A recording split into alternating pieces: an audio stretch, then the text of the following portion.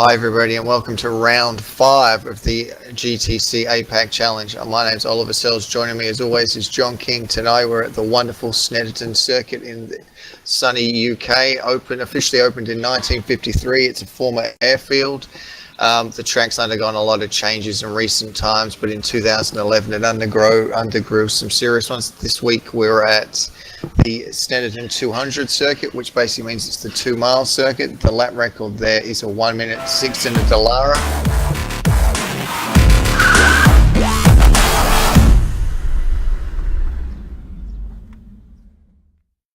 We obviously won't be getting anywhere close to that time at all.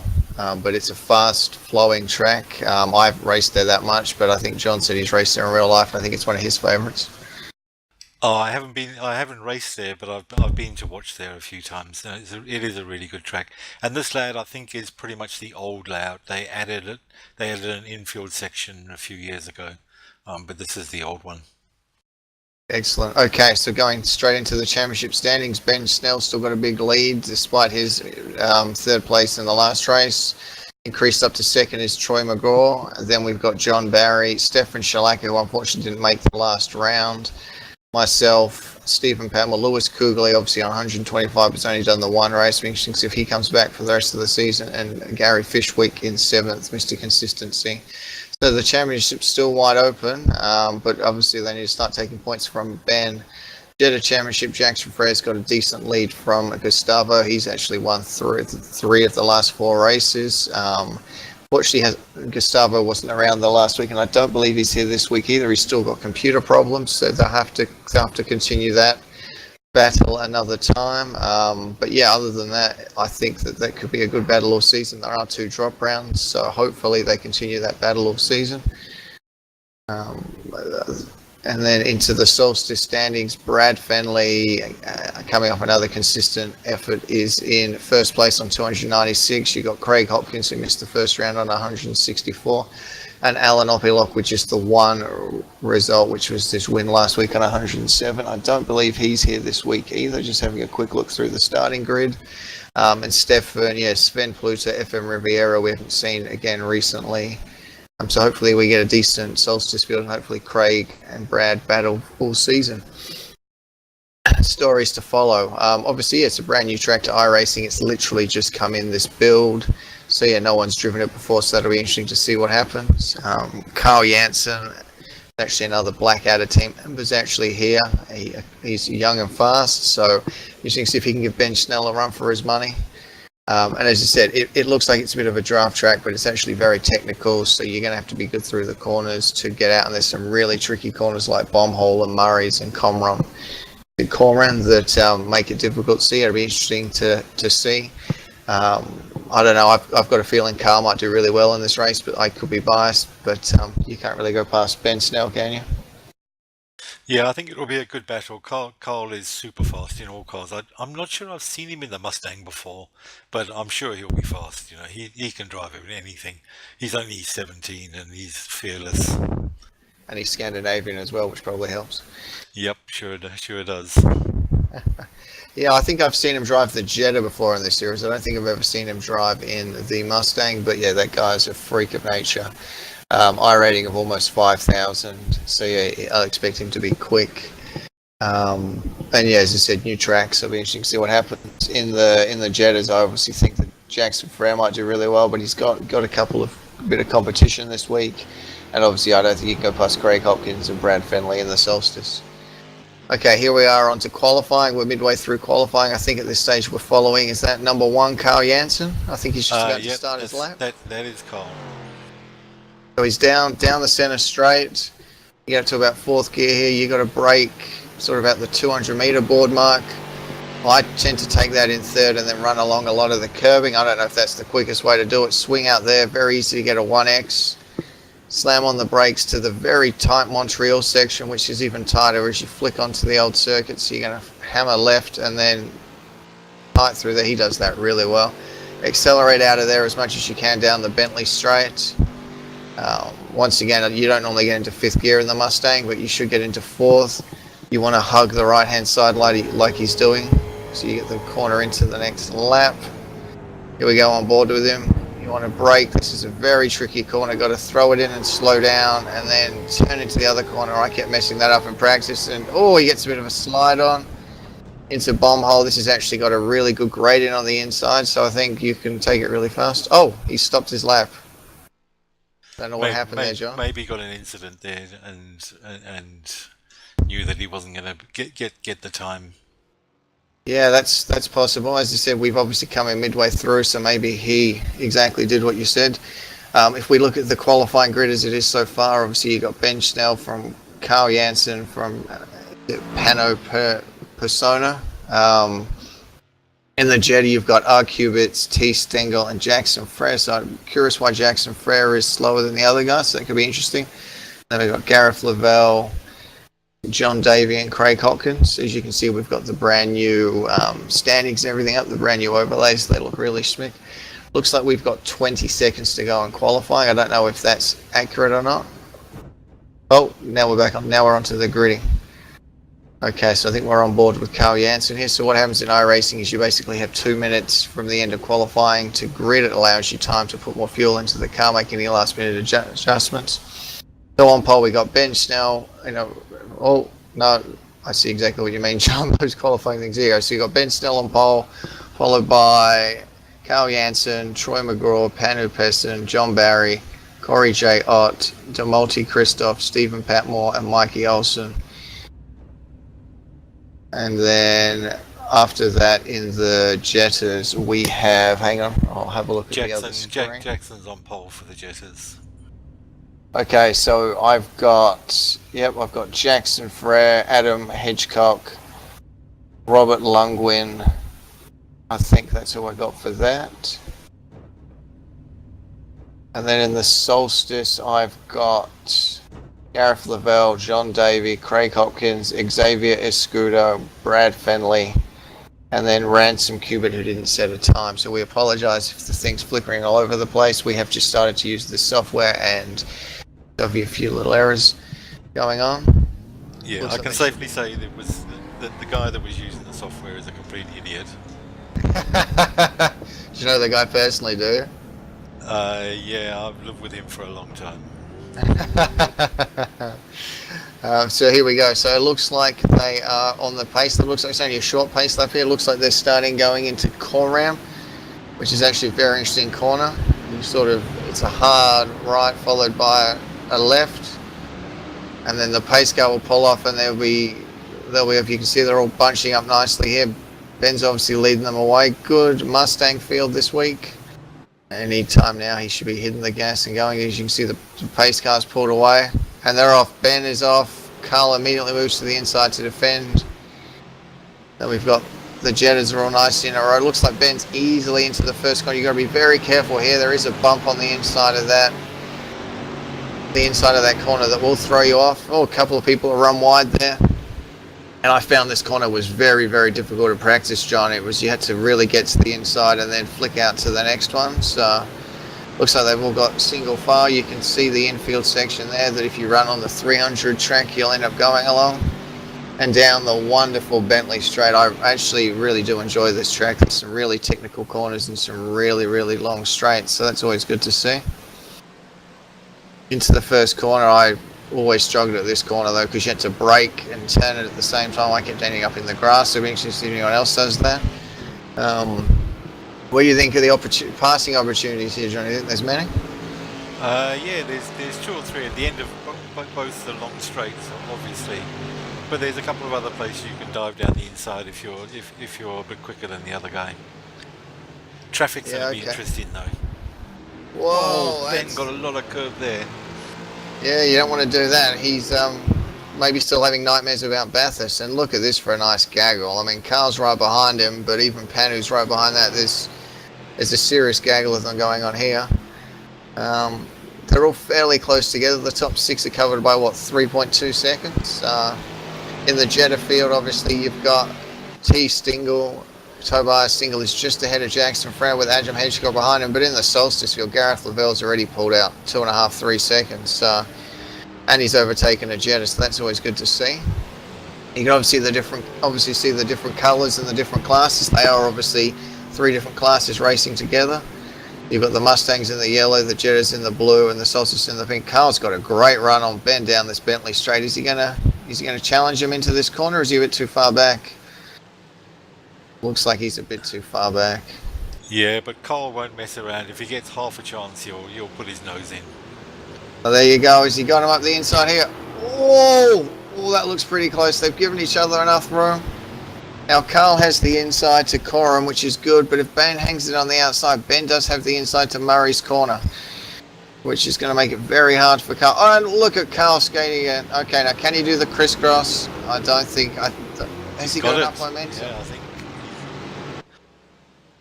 He's on the outside of the corner for Richards, though, so or has he got far enough ahead that he can get him? I think Ben's got the inside for this next corner, so I don't know what Carl's going to do there. And Panu's behind, licking his lips, thinking if they battle, I've got a chance. Oh no, he did do it. Oh, there you go. See Ben's still ahead. But here's Carl. Carl's now got the inside to the next corner. Now this is interesting because he's got the inside to the first part of Montreal, but he's going to be on the outside for the next part. Ben runs a bit wide. I think he's got him there. Oh no, it's a drag race. I think he's got him now. I think he's got much better acceleration out of that corner. Well, maybe not. Ben tucks into the slipstream. I didn't do a lot of practice with cars. Is it a decent slipstream here, John, or is it not that big a deal? You get a bit, but probably not very much in the Mustangs. Yeah, I think it's going to be more obviously in the slower cars. Oh, I think Ben just gave him a bit of a tap there. Was that contact, or was that just on my screen? No, I think Ben gave him a little bit of a tap. If I remember right, he apologised as well. And but Ben's no problem. Carl is a karter, so he's used to a little bit of contact. And you can see he's already pulled out a second there. Ben ran wide coming out of the bomb hole. Sorry, coming out of Nelson, and you can see he's just falling a little bit behind. And I think those three there look like they've pulled away from Troy, who's a bit further back. Troy and John didn't actually qualify that well, especially John. John qualified right at the back, so I don't know if he had another problem again. And in the Jettas, Tobias is still ahead of Jackson, so that's a good effort because Jackson has been very competitive. And speaking of that, you can see, and they're hanging out with one of the Mustangs, which is interesting. But yeah, those two look like they've broken away from the others.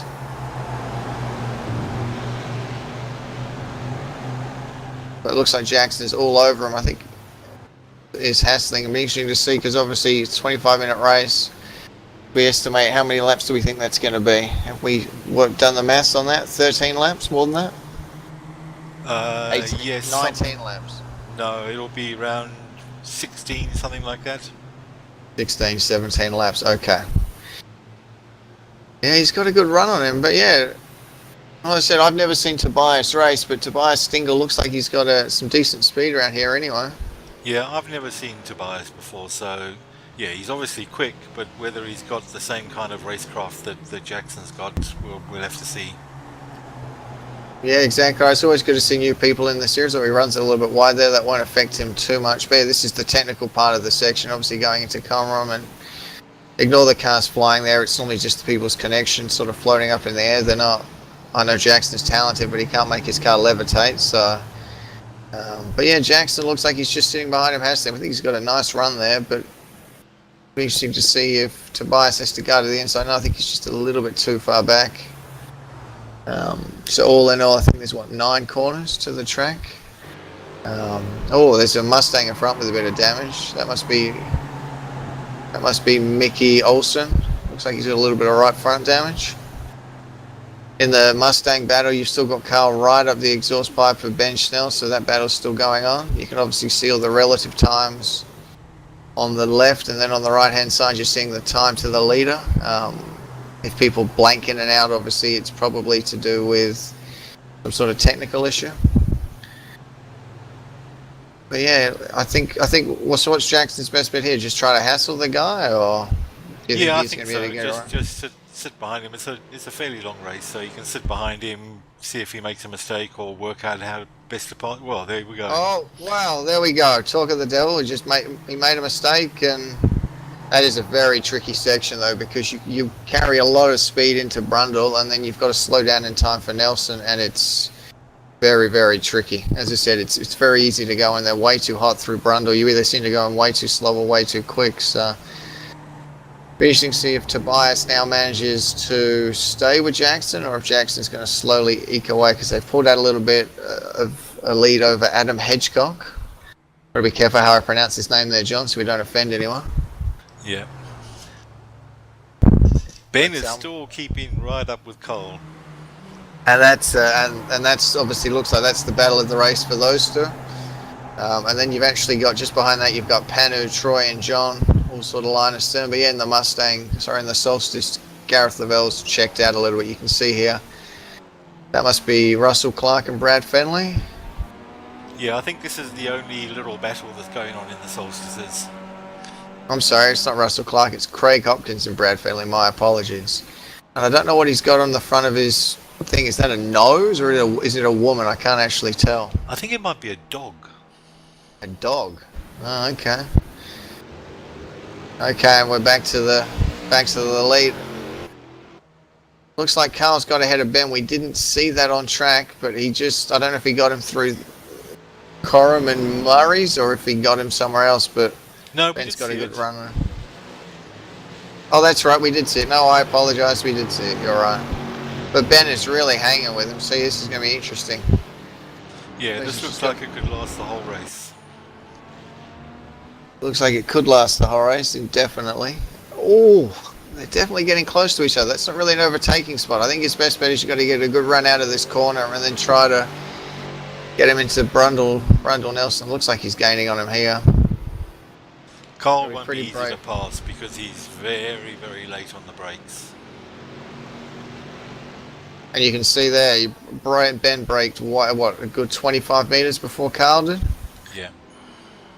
You can see their brakes are glowing hot, which is probably a good sign. Actually, in iRacing, it always happens, so just don't panic. And they're coming up to a solstice now. This could be interesting. I think that must be, is that Augustine Pauflara or is that Xavier Escruder? I think it might be Xavier there, number 18. I'm having a look at my results. Yeah, it's Xavier. Oh! Whoa, that was close. Did Carl hit him? I heard a noise. Yeah, I think there might have been a little bit of contact. And Ben's got a really good run now. Carl guards to the inside through Riches.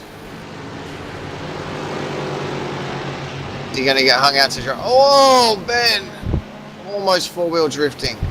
Now, if you can hang there, Ben, you do have the inside to the next part of Montreal, but you've gone way too deep. He's gone way too deep under brakes there. Going to have to sit behind him and regroup. I think that was a good opportunity. I think he just got a little bit too excited. But yeah, these two look like they're locked together, aren't they? Yeah, it's like a really good fight. Looks like their lap times are pretty similar as well. You can see Carl did a 20.8, Ben did a 20.7, whereas Panu behind them did a 21.4. Yeah, you got to be careful. There's a bit of AstroTurf there you can run onto, but you've got to be careful. If you get off that, it's pretty slippery, and they're throwing a lot of dirt. I think it looks like there's two solstices in front of them. Is that Craig Hopkins and Brad Friendly? So this could be interesting. I love that corner there. It feels like you're at Road America with the I can't even think of the name of that corner now. What's that corner in Road America? Oh yeah, they got past the solstices and letting them through. Feels like you're going through the carousel and then you slam on the brakes and go the other direction. So, but you can see they're only on lap 9 and they're already starting to lap the solstice, just to give you an indication of the speed difference. Looks like they both got through the field okay. And then there'll be a bit of, and you can see the gap Gareth Lavell's pulled out already. He's already 9 seconds ahead of these guys. But yeah, Jackson Frere and Tobias is still hanging on to him. Carl and Ben both did a really good job there with the solstices. Yeah, it looks like they didn't lose too much time. Ben lost a little bit of time because he obviously ran like, whoa, Carl four-wheel drift in there. That's his inner Scandinavian coming out. But yeah, they did a really good job avoiding the traffic because obviously, whoa, and again, he is really hanging that thing out, isn't he? He always does. Okay, well that's his style. Whenever I try doing that, I end up in the opposite direction, or I end up really slow. So he is. Ben's hanging out as well. Maybe I'm doing the wrong thing here, John. Maybe I need to start doing that more often. Yep, I'm the same. I can't try and keep the car straight, but obviously it's not fast enough. That's exactly right. And you can see they've just updated the lap times. Ben Snell actually did a 20.6 to Carl's almost 20.8, so he gained about a tenth and a half on him that lap. So they literally are nip and tuck. Ben definitely has problems slowing down in that corner, though. It looks like he's really struggling under brakes there. Do you think it's a brake bias thing, or you think that's just a driver technique? No, I think it's just technique. Okay. And this is back to the Jet about it. And yeah, we thought Jackson Frere was going to pull away from Tobias. Tobias is really hanging on to him. Pretty interesting to see if Jackson makes a mistake and he can get past him. But yeah, this is one of the closest Jetta battles we've seen in a while.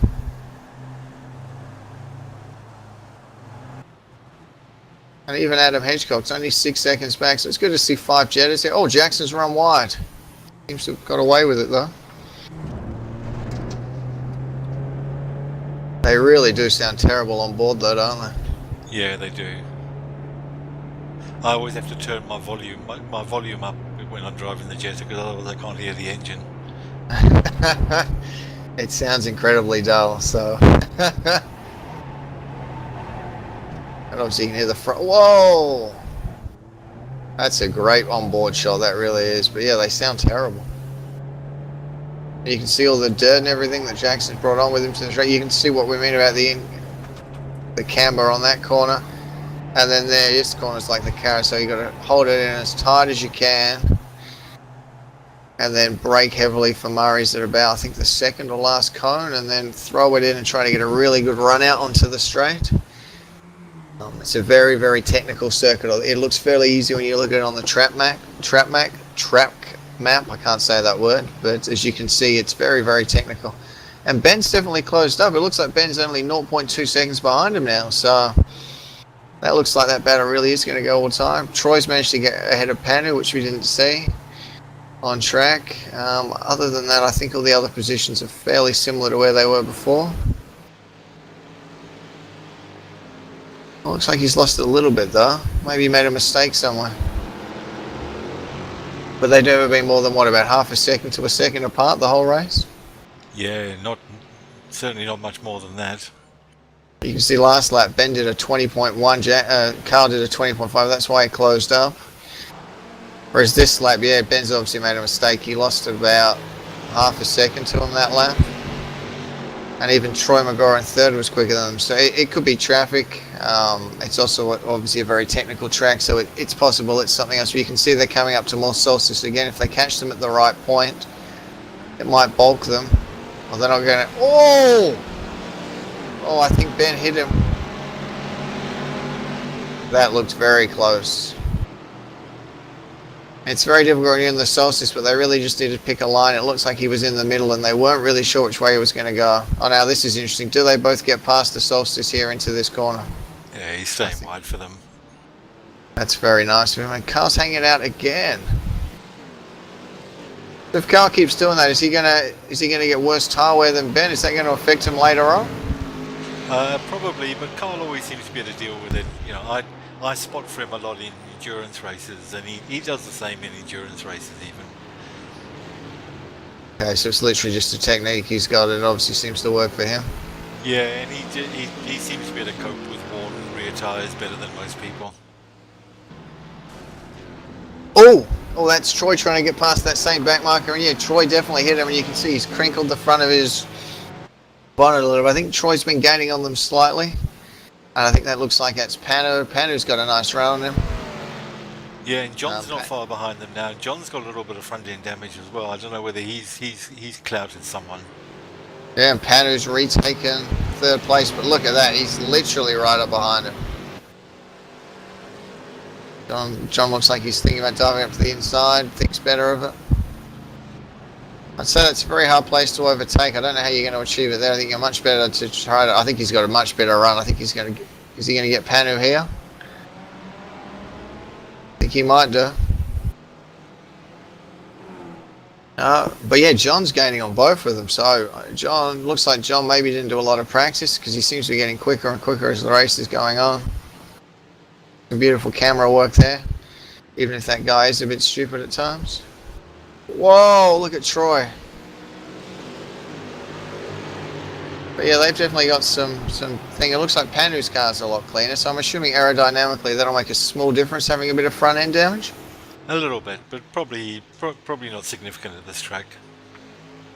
Okay, so as you can see, Panu actually lapped a lot quicker than Troy, but you can see John Barry did a 121.1. I mean, that's the sort of speed the leaders were doing. So at this rate, he's going to go past them. And look at this, 3 abreast. I think Panu needs to go to the inside. I think he's left the door open there. Yeah, I think John fancies it as well.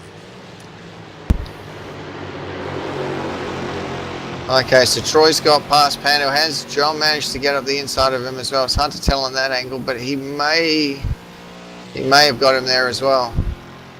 Okay, we're back to the leaders. Ben seems to have dropped back about 3 seconds. I wonder if he made a mistake. Ben has dropped back. Something must have happened to him. Oh no. Well, there's still 6 minutes to go, so we're thinking maybe another 4 or 5 laps. So it's possible that I'm saying, well, you know, he must have made a mistake somewhere on track. It looks like he doesn't have any damage to the car. And who have we got here? This must be Adam Hedgecock. Oh, no, back to the leaders now. Yeah, his car looks okay. I didn't see the mistake he made on track. I wasn't paying that closer attention to the relative, but looks like Panu's managed to get ahead of Troy as well if we go back to the relative. Oh no, I'm sorry. No, Troy did get ahead of him. The relative only seems to update the actual car once every lap. So yeah, it looks like they both managed to get past Panu. Mikey Olsen said he had a problem in the Mustang. He's out.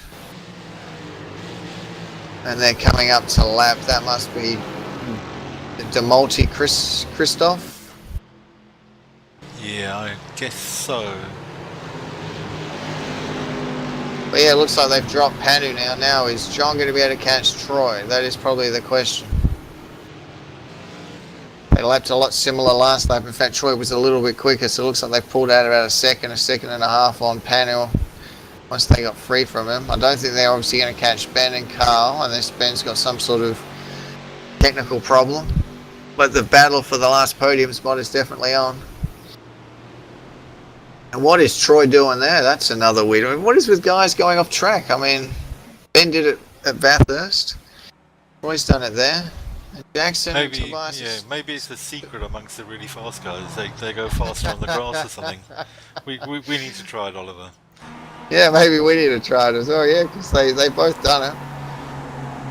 And as you can see, these guys are still nose to tail, even though they've got through the traffic. Neither one of them's been split up.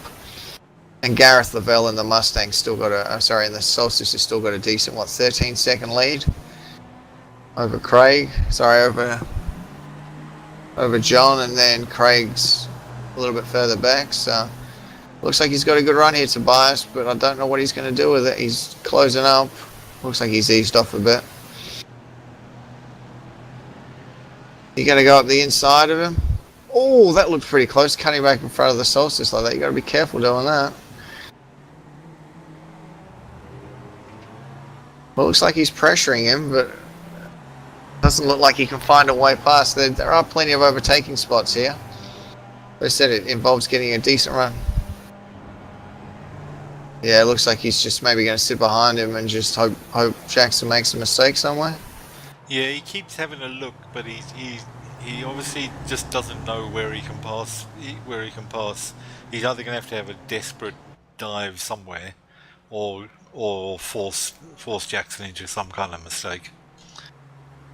Yeah, and obviously he's got to be careful, because if he has a dive and he takes them both out or does it, obviously Adam Hedgecock's only sort of 7 seconds back, so they have got to be careful here. They don't mess around too much. Their lap times are similar to Adam behind, so it doesn't look like Adam's going to catch him, but it only takes one incident. Back to the leader, Carl, and you can see Carl's got a decent lead now. It looks like him and Ben are lapping at similar sort of times, but obviously Carl is just that little bit quicker. Coming up to more traffic again.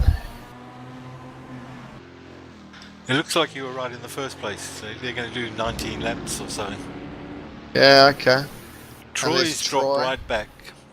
Something's Oh, he's happened to him. pitting. Oh, he's pitting. He must have had an incident somewhere. I didn't see it on track, but it looks like he's got the meatball and he's pitting. Or is he retiring from the race? I'm not sure. Did he have that front end damage before? No, I don't think so. He's obviously hit something. Okay, so he does get a free reset, so we're interested to see if he takes it or if he just chooses to retire. I don't know, did he mention anything on TeamSpeak about any sort of technical issue? Do we know what happened? No, I think he had some kind of incident, but if you look at the pit stop he made there, I think he forgot to, when he came into the pits, he forgot to unclick his tyres, so he was getting a full service. So I think he retired at that point because he knew it was game over, basically. Yeah, and that's something to, I suppose, tell people about. You obviously can choose to take tyres and fuel, and obviously in these sprint races you don't need to, but yeah, if you don't unclick that when you take your free reset, you will do all that, which will take you a long time, because I think it changes one tyre at a time on these things, doesn't it? Yeah, it's a long pit stop in the Mustang for tyres. Because I have done a couple of endurance races in this, and yeah, it seemed like it took an eternity to do that. And I think John's actually gaining on Panu here, so yeah, this looks like this is the battle for the podium.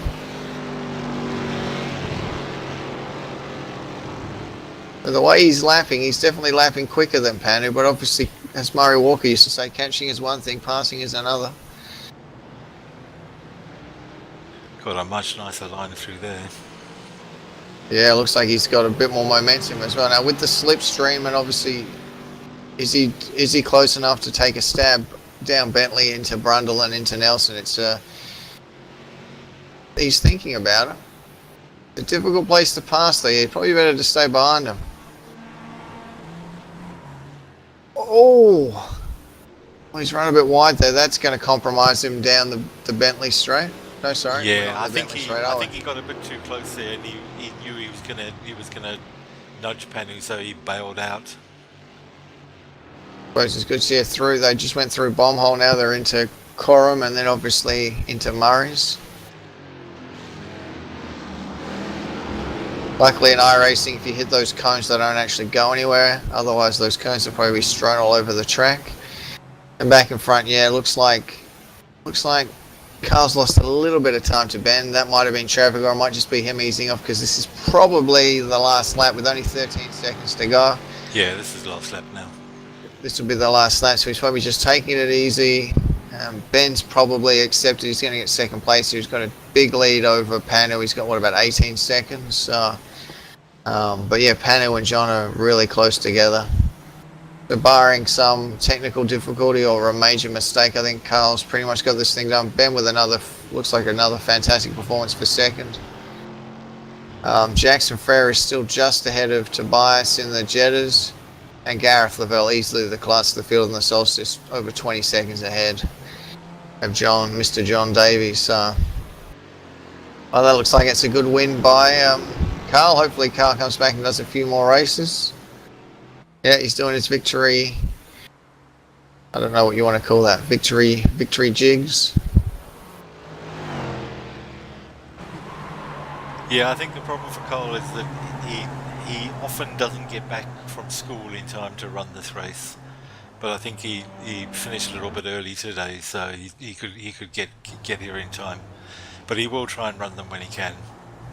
And that's understandable. We don't want anyone to skip school to do iRacing. And obviously this is the last lap for Tobias, so if he's going to get him on this last lap, what's his best opportunity, John? Is it here, or has he got another opportunity that's better? I'm not sure he's quite close enough. Yeah, I don't think he's close enough into Brundle and Nelson, but maybe if he hangs tight, through bomb hole and through Coram, we might be able to get him there, but I think that's going to be tricky. I think that was probably his best opportunity. Obviously, unless he wants to do that NASCAR bump and run, but we don't condone that sort of behaviour here. Yeah, I think you're right. I think Jackson's just a little bit quicker than him, barring a major mistake here. Into the last corner. Yeah, runs a bit wide. You can see Jackson's at least a couple of car lengths ahead of him. Oh, John Barry looks like he finished third, so we don't know what happened to Panu there. It's showing Panu was fifth, so I don't know if he made a mistake or if he crashed, but what it Yeah, I'm not shows sure what like. happened there.